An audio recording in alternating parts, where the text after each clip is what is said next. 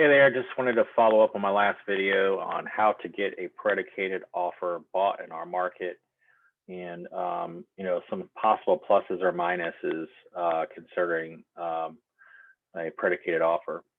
So if you're writing a predicated offer, so that means you're writing an offer and your buyer has a house to sell, okay? Which is not really that big of a problem in our market right now. But maybe in a different market, it might be a little tougher. So how you get the buyer or the seller, I'm sorry, to accept your predicated offer in our hot market right now is you either have to be, writing a very strong offer with very strong terms like a high deposit would help, a very low amount of time for inspection period, either that or no inspection period. Signing off on inspections ahead of time can get your offer bought. And I don't recommend ever doing that. That's something that you always should have some sort of inspection. But if the buyer insists that they really want the house and they don't care what's wrong with it, well, in that case, then that would make your offer very, very strong, regardless of the price.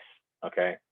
I would say a asking price in excess of $10,000 over asking, or a contract price in excess of $10,000 over asking in our market would be considered pretty strong. 20,000 over asking would be much better. I have one right now pending with 20,000 over asking. So and that was on 11 offers came in on that deal. Now that wasn't a predicated offer, of course, but yeah, so those are the kind of things that can get your predicated offer bought right now in our market.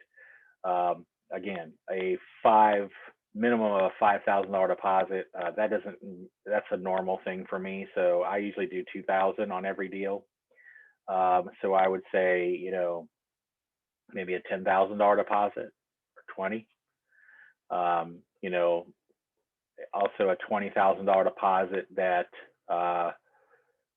is non-refundable can get your offer bought.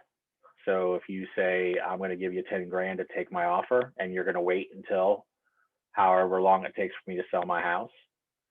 And if you, it's basically saying, I'm going to give you 10 grand, that could get your offer bought. So there's a lot of things you can do to get your offer bought in this market if it's a predicated offer. Talking about regular offers for a moment, I pulled out all the stops on this last one because I knew there were going to be like a dozen offers, and that's exactly what happened. Actually, we beat the next closest offer by $1,000. So you can pay the seller's closing costs, and that's even including paying the realtor's commission. So you can pay seller's closing costs, all the closing costs for the seller, including the realtor's commission. You can pay, $1,000 of the seller's closing costs. That's what I did on this last one. I did $1,000 of the seller's closing costs. You can offer whatever the house appraises for. I'll give you $1,000 over that, or the contract price, whichever is more. Okay. So for instance, I'll give you, let's just say the asking price is $260. I'll give you $290, and if the house doesn't appraise, that offer is not contingent on appraisal. I'll give you $290 anyway, plus $1,000. So that could really be a strong offer in our market. And here, people are not.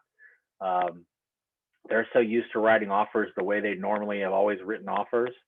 They're not looking into different ways to how to write an offer. So actually, I had a conversation with a friend in California, and they're doing crazy stuff out there. It's just, it's nuts. So anyway, so hopefully that helped to clarify how you get your offer, your predicated offer bought, and maybe give you some ideas on how to get your regular offer bought as well. Anyway, thanks for watching, guys, and I'll see you on the next training.